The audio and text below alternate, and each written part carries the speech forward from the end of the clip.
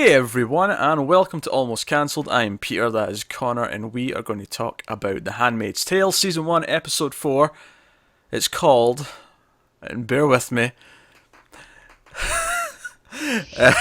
Nolite T Bastardes Carborundorum. And that is why Latin is a dead language. Do you know what? Nolite T Bastardes isn't that bad, but that last word has far too many syllables in it. Far too many. Carborundorum. Too Latin much. deserve to die. Too much. Welsh can go with it next. Stop. Yeah, but Welsh isn't about syllables. Welsh is almost the opposite problem, where it just looks like a mess of letters that doesn't have a syllable. Yeah. Right, so yeah, episode 4. Obviously, I mean, it's funny because even though because we spread the first 3 out, it doesn't feel like we're out of the initial like that. This week till the next one now is going to feel like an eternity based on how quickly we've had this first batch. But so flashback wise, we had an escape attempt back from the training center days or whatever they call the training sort of building for the handmaids, and it was notable for a few things. One, yes, her and Moira tried to escape. They to the point where they like kidnapped one of the ants and stole her costume and tried to make a break for it.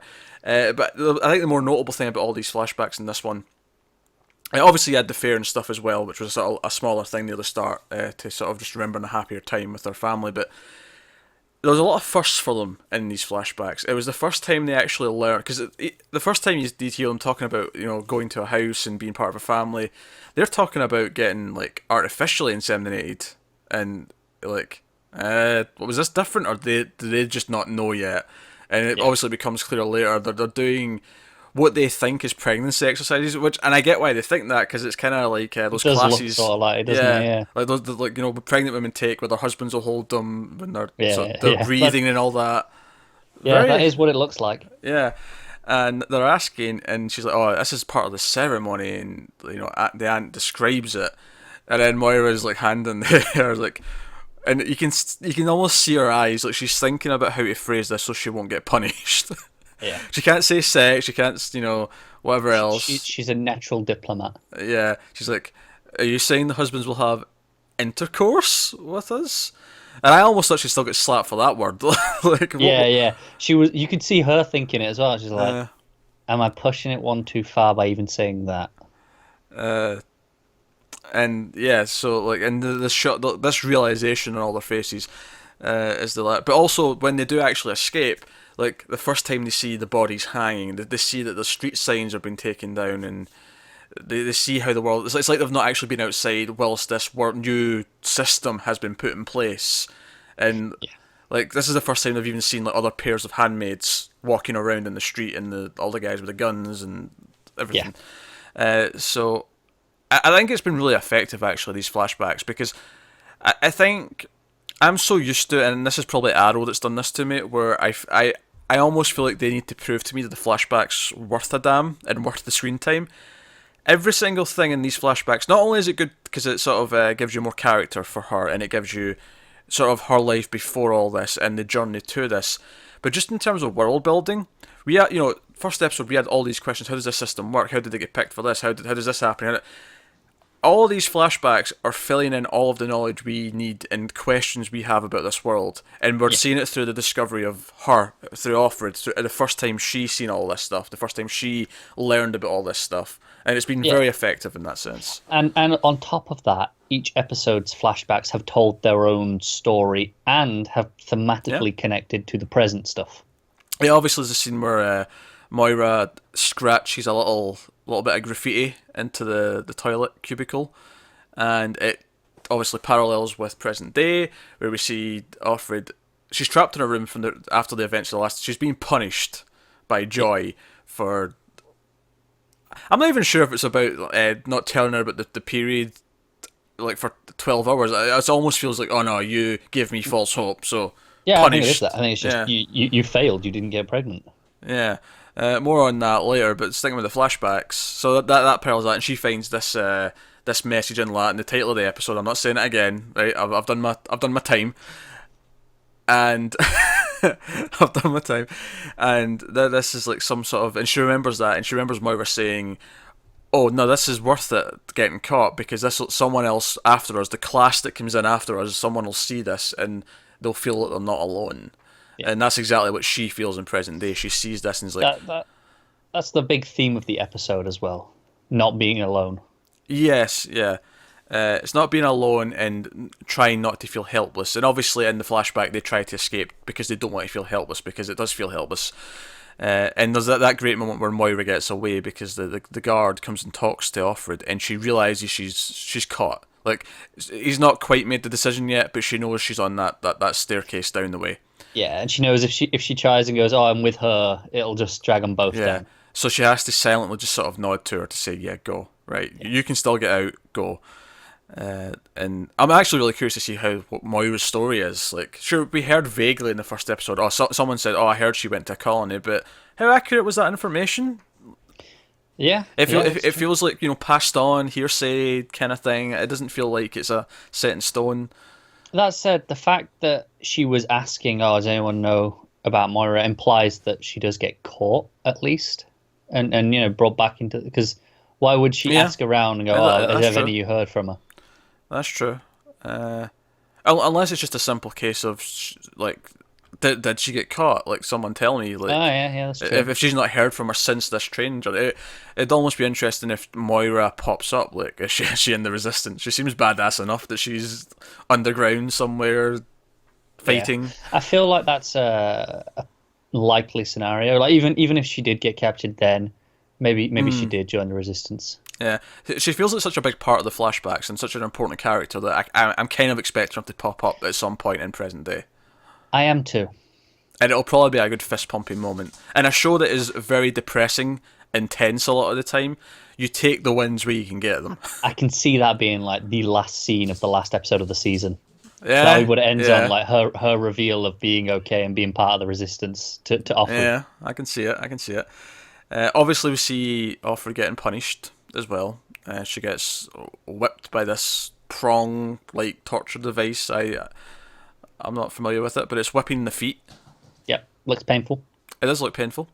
But of course, it ties in at the end when she gets carried into bed, and the next day, all the other handmaids bring the little bits of their lunch back for her, so she still gets to eat. To the point where they all bring a little bit back, that she has more food than any of them did, because because I was like 30 of them bringing her just a little bit of food.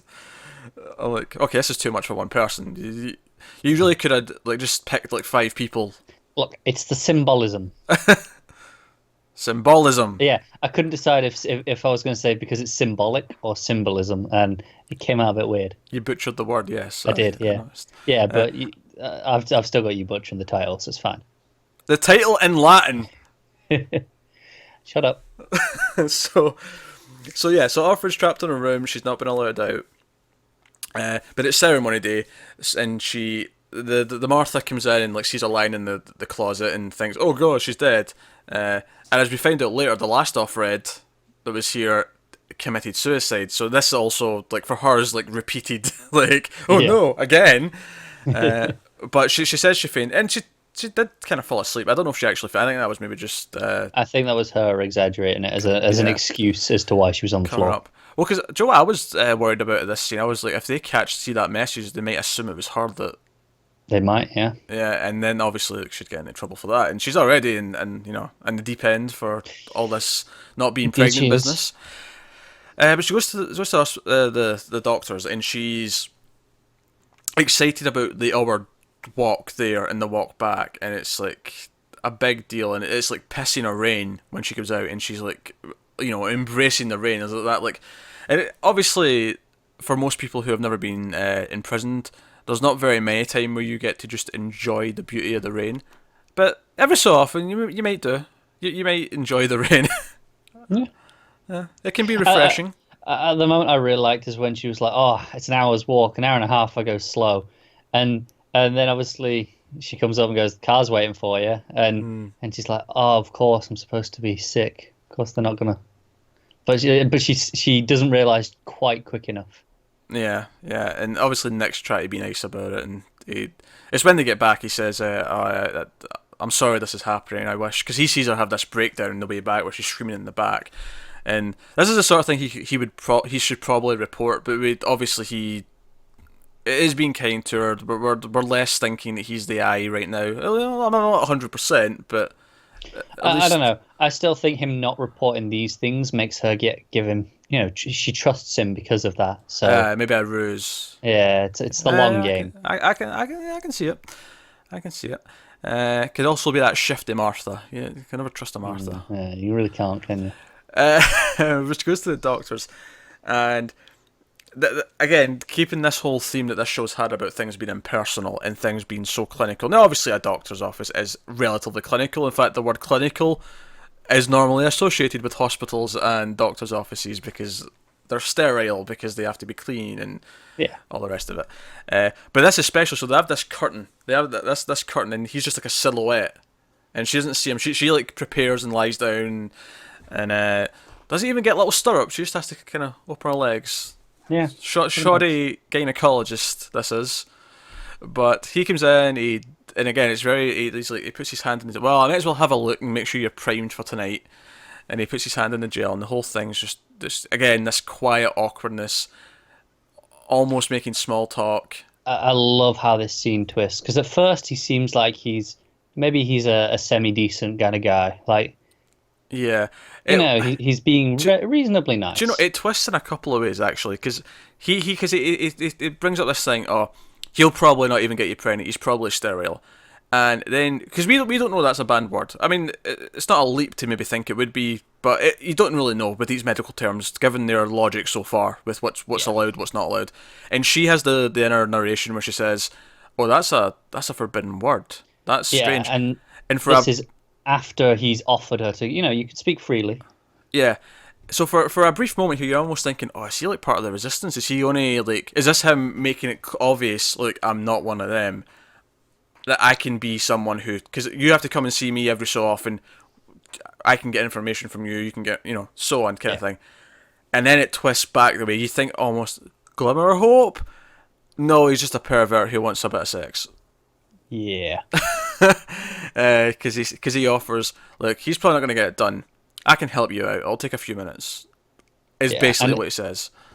And it's that whole before where he's like, oh, you can talk to me. It seems like he's being nice. And then you go, oh, he was just getting a trust.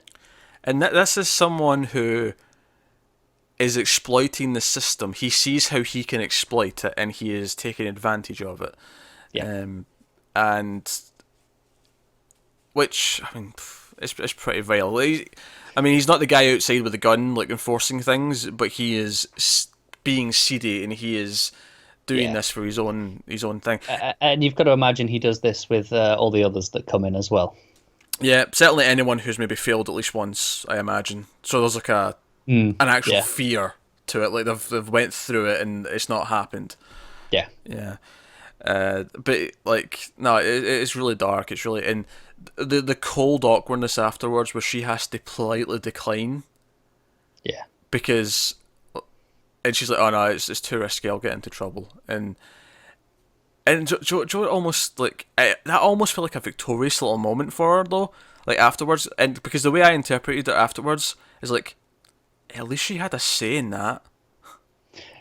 Yeah, it was. As weird as that sounds, she kind of stood up for herself in a weird way. Yeah, like she doesn't get to choose if Commander comes home and plows her one, but she got a say. As weird as it is, and is the weirdest she had to kind of excuse it in this weird roundabout way. It's almost, she almost did what he just did. She used the system to her advantage for a split second. You have to say the Doctor could have forced himself in this scenario. He could have, and she couldn't have reported it because she'd have been the one blamed for being a slut. We've seen that. Yeah, we've seen this whole slut shaming thing. Yeah. So, even that when she does say no, he backs off is almost a good thing. Weirdly, in this, like, it's not as bad as he could have been. Yeah, it's It's weird. It's weird. It's a really weird situation to analyze. But that's kind of the thing with the show is it's putting characters into these weird situations where things are wins that you wouldn't think would be a win, but because of the situation it kind of is. And but just for a moment, it felt like she got to have a say in this, and that was kind of a weird moment for her. Because I think. that's the thing. He did essentially respect her say in it, which no one else does when it comes to this. Is it possible, right? I'm not saying I think this, but is it possible he was genuinely thinking he was offering a good idea? Because as he says, if he is sterile and he can't get her pregnant, he's not the one who'll be blamed. That's true. Because as she just said in her narration to us, there are no sterile men anymore. That doesn't exist. I would hazard a guess and to say that is how he justifies it to himself. Yes, he believes it to a degree where that's how he's talked himself into this and going, "No, this is okay. I'm doing something good. It's fine that I'm getting something out of it as well." Almost. Yeah, I mean, I think that's probably how he's justified it to himself, because I doubt he sees himself as evil or a bad person. This is how he considers himself still a decent person in his own mind. I think you have to wonder as well, like, because we've not really had this answered either. It's like, because we mentioned that in the first episode, like, because it's a new system, maybe it's not a factor yet, but how do new marriages with rich men get forged? Like, where do they meet these women? Do they fall attracted to a Martha, to a handmaid, or are there a certain class of women who are allowed to just be women and that's who they pick from? Like, how do they... So you have to wonder that someone like him maybe is repressed as well, because none of the other men are allowed to approach, like, the handmaids and stuff like that. Yeah, it's the forbidden fruit sort of thing. Yeah, so I have to imagine that a lot of these men who aren't the commanders are probably repressed as well. Yeah. I'd have to imagine so. Yeah, like you say, there's no reason to assume otherwise at this point. Yeah. So, and that's not me justifying his actions. What he's done here is really creepy. It is, yeah. I'm trying to establish the world in which he's trying things like this, because, I mean, I'm not saying a gynecologist has never tried to hit on his patient, although it's a really weird situation to do it in. But I imagine in this world it's probably really common. Yeah, that's the thing. I think that's, like I said, how he justifies it to himself. I think there's probably a lot out there like him. Because it's kind of to the point where it's because we can almost. Here's a question: since we're on the subject, to skip ahead, so later on in the ceremony, obviously the commander comes in first, talks to her and asks for the rematch of Scrabble later that night, and she doesn't respond. And then we get to the actual ceremony. He can't get it up. Yeah. He's struggling, and I don't want to use the word enjoyed, but I appreciated this scene much more than the first time we got the ceremony in episode 1. Because my one complaint, probably my only complaint of the show so far, actually, was that first ceremony scene in the first episode felt a little bit goofy, the way it was filmed, the way it was kind of comical. Yeah. Whereas here, there was genuine just awkwardness, like, all around. It was like, they're both feeling like, obviously it's awkward for both the women. We've talked about that. Obviously it's awkward because she's essentially been raped, offered. And then we've talked about how it's awkward for Joy, because it's her husband, and she's not a fan of this situation either. She feels like she can't do anything. And then it was awkward for him before, sure, as well. But you add on this, which is this obviously embarrassment, this shame of not being able to perform, especially in a society where it's never the man's fault. It's always her fault. So he leaves the room and he's trying to, like, spur himself on his own elsewhere. And Joy comes in and she's like, "I want to help you. I want to contribute to this." And she goes to starts with a bit of touching, and she kneels down to go in for the kill, as it were. And I'm trying to phrase it nicely, okay? And he stops her. And you could talk about the awkwardness here in terms of, is this just him not feeling comfortable with this, or is this also forbidden? Because this isn't going to bear fruit. Yeah, would it be seen as wasteful? Yeah, is this sexual activity forbidden? Even though presumably I think the idea here is, at least her intention is that she'll get him going and he'll go and... I'm pretty sure that's what her intention is, yeah. Her intention is, but she's obviously getting into it. It seems like it's been a long time since they have physically had a connection like this. Yeah. She's taking this opportunity, and that's why she wants to help. But I just feel like maybe it's hinting at some other rules here that they've not told us yet, that they've not established yet. That Quite possibly. Yeah. um, Yeah, I was going to say, I really like that we'd seen the ceremony before as a normal baseline because it made this work much better for me. Because, if they'd done this first with, oh, he can get it up, like, it would feel like, okay, is this a regular occurrence? But because we've seen it a couple of times, we've got that it's just routine for them at this point. yeah. Or at least on his end. And just to finish up that scene, even though it might be implying another rule, she still feels rejected, and she's left there on her knees, Yeah. just having been turned away, and she then tells Offred to go back to her room, and that's when Offred goes all like crazy, and she's like, really down in the dumps, and she then gets the inspiration, and she remembers Moira escaping, and that's what she gets the courage to go down to the room at 9 o'clock. Yeah. For the Scrabble. I love that this show boils down to Scrabble at the end of the. It's been such a major plot point, but she goes down to play Scrabble, and she even jokes that she'll let him win. Like she brings it up, she connects, because one of the things she says on the way back up is that she's not completely blameless because he tried to connect with her before, and she turned him away, or didn't turn him away, but she didn't respond. She left him cold, as it were. Yeah, she's thinking he knew this was how he was feeling, and he wanted to connect so he could perform, and I didn't participate in that. I didn't do my part. So they play Scrabble, and she tries her luck. She asks about things. She puts in a word, and he challenges it. And she goes to get a dictionary, and she notices this book, this Latin dictionary, next to the regular one. And she's like, "Oh, do you read Latin? Could you translate something for me?" Blah blah blah blah. And he snickers at when she says what it is. And he pulls out the book and he's like, "Oh, it's a joke. It doesn't really translate properly, but it's basically, don't let the bastards grind you down." Yeah. But he knows whether he asked repeatedly where she heard this. Do you know what? Before it actually got to where it was, I was wondering if it was him that had written it, because obviously we open up the dictionary and he's written it on the inside, and I was thinking, oh, maybe when he was a kid, he'd done that as like an act of rebellion against his parents. Yeah, maybe. In that room. I was kind of thinking that as well, but then he said the line, "Did you somehow know her?" Yeah. I was like, okay, no, it was her, and he understands, and that's when she starts thinking, was she in here before? Did he ask her down to this room? And I was thinking that as well, and then I wasn't so sure though, because when he tells the story about how she felt hopeless and she committed suicide, her life wasn't bearable, and he's like, and she asks, "Do you want my life to be bearable?" And he's like, "Yes, I'd rather it was." And I was like, oh, maybe he didn't ask her down here, at least not this much, like, or maybe he didn't try as hard as he is now, and he's trying for it to be bearable. And Offred sees her chance. She sees this chance she really goes for it. To get what she wants. And what I liked about this, as she's like going through, oh, it's been really difficult recently because I've been in the room and blah blah blah blah. But what I liked is she was telling this story of how it's been difficult being trapped in the room.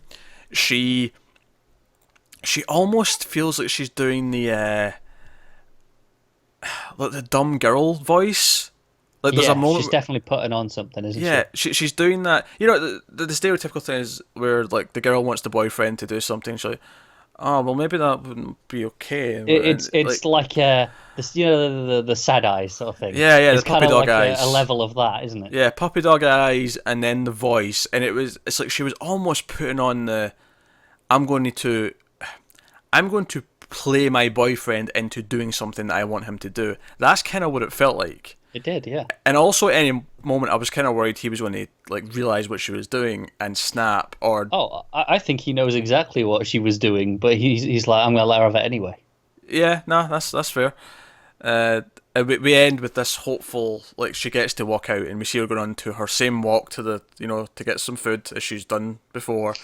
And she's the sort of upbeat music's playing, and she smells it. Nick smells back, and like all the other handmaids join her in sort of unison walking down the street, and it's this upbeat kind of probably the most hopeful ending we've had, because all the other ones have had a bit of just a last little twist at the end where it's like, no, screw you, the world sucks. Do you know what I think's incredible about this final shot of them all coming together? We've seen this numerous times, and it's always kind of just been this routine, like, okay, they're all together now, they're all like spying on each other again. Whereas here, it instead of that, it was no, we're all together. We're all in this, and it was it completely changed it, even though it was something we'd seen already in it. Just the same movements, but Yeah. just the context of it's changed. Yeah, and she says the title again, but with the word, with bitches at the end of it. Like Yeah, she's feeling like she's accomplished something, which I think she needed. She was really down in the dumps for most of this episode. I think yeah, that's fair to say. But no, I obviously the direction's still on point. There was no specific moments that stood out to me as I need to talk about that shot yeah, like I did the yeah. last few. But it was solid throughout. There was nothing to complain about. I agree. I've got a feeling that maybe this with the direction will feel by the end how we did with 11/22/63. You know how at the start we were really praising the direction, and then we were like, oh, okay, it's still fine. And then at the end it shot up again, and we were like, oh, we didn't notice that it was lacking a I'll little bit in the middle. disagree with that prediction because it wasn't just the direction; it was also the pacing, right? No, it And was. Yeah. secondly, that was after the first episode that dived. This didn't do that. This had No, it didn't. three No. solid, and I don't think this was bad. There was just Oh no, of course it wasn't bad. if it because yeah, but the thing is though, in 11/22/33, it did feel like the quality dropped. I don't think the quality dropped here. It just didn't have a standout moment like we've talked Yeah, about yeah. before. That's what I mean. I wonder if over time it'll go, okay, this feels standard, and then for some reason, it'll seem better again at the end. I'm just wondering if I'll have a similar effect on feeling wise, rather than not the actual quality of it. I think it's a baseless comparison at this point. I mean, if further in, sure, we could. I mean, maybe, but I feel like at this point, I'm not seeing any reason to think that. Yeah, So no, there you go. That's episode 4 of *Handmaid's Tale*. and now we have a whole week. Yeah, still thoroughly depressing. I'm glad they didn't drop 3 on us this week because we are super busy with TV reviews this week to the point where things have been knocked back and we're just squeezing in what we can today. But yeah. Oh, by the way, this got renewed for season 2 because they were really happy with the results of the first couple of episodes. The first episode was Hulu's highest watched premiere of any kind ever. Yeah. So good because I've not seen Probably their best content, isn't it? yeah, well, I've not seen a bunch of it to compare a lot of it really, but it's bloody good. So and I think this kept up the quality. My only disappointment is that I didn't get to see what Off Glen was up to. That is true. I noticed that when we got towards the end, I was like, oh, we haven't checked in with her. But that's okay. We'll go back to her soon, hopefully. I wonder if she'll come back to the same area. Maybe she'll. Yeah, I'm sure they're saving it for when there's a thematic relevance to her being back. Yeah, sure. No, that's true. But no. Oh, actually, before we go, scene we need to talk about breakfast table scene because we got some world building with the commander and Joy. First of all, little thing, just to again illustrate how even these rich wives are being treated in a really sexist manner. Like when she tries to interject about the troubles in the world, and because they talk about how, and this is the world building I was talking about, someone escaped to Canada, and they spoke about what's going on in the country to the Canadian press, and how now going to have to fight this, and they also mention that. Like the deals with Europe and stuff aren't going well because Europe doesn't want to have anything to do with them, but they're struggling. So Yeah, they that's have about to. the euro crashing. Yeah, How very timely. but that was interesting stuff. It was clearly showing no, this is just the US seemingly right. Yeah. This everyone else is feeling iffy about this, and they're looking at it going, wait a minute, this is wrong. It's kind of say, especially the Europe stuff. All right, there's still other problems that they're dealing with, but they're not in this situation at all. Yeah. So I thought it was really fascinating. And the way he was like, all this stuff in the Canadian newspaper, it's all slander and hyperbole and complete untruths, and like you get that he believes that when it sounds like no, it probably is the truth given everything I've seen. Yeah. But no, when she tries to interject, he's like, oh, no, don't you worry about that. There's good men working on it. Yeah. She's shot down immediately and made to feel like she can't offer anything. I think that's why she plays up her power so much with Offred, because it's the only power she has. Yeah, exactly. She doesn't have any power of anywhere else in the world, but in her home, over this woman, she has power, and it's all she's got. Yeah, it makes you wonder actually the way she was trying to interject about these political issues. It makes you wonder what was her job before this happened. What did she do? Yeah, we literally know nothing about her. Same with the Handmaids, really. Like until like off Glenn and Offred told each other, like, we finally get to meet you. When do we finally get to meet Joy? What was she before all this? Be interesting. Yeah. But it's interesting just because we talked about the power laws and how she's also treated badly and how she's not got control and it's awkward for her. But the more this goes on, I'm like, it's almost the exact same. The only difference is she's not being raped, essentially. She's not going through this training and being raped. But in every other way, she's not who she was before. I mean, she gets to keep her name, but that's about but it. she can't do what she wants to do. She can't go where she wants to go. She clearly can't talk about what she wants to talk about. Yeah. So, and then at the end of the day, how different is it? Yeah. And then she's told that this handmaid that is brought to her house, this stranger, can do the one thing she can't, and she's valuable because of that. So yeah, it makes her feel worthless in that sense. So you have this recipe for her. It's the one place where she feels powerful is over this woman, and it's also the same woman who is supposed to be more valuable than her. Yeah, so, it's the one thing that devalues her, but she has power over it. So obviously it's a concoction that is going to lead to abuse of power. Yeah, it's not really surprising at all, is it? Yep, well, there you go. That's episode 4 of Handmaid's Tale. Let us know what you thought of this episode in the comments below. Like, subscribe, all that stuff. Get us on Twitter at mailed_fuzz for channel updates. Individual Twitters are on the screen, but that's us, guys. So thanks once again. Have you got any vanilla?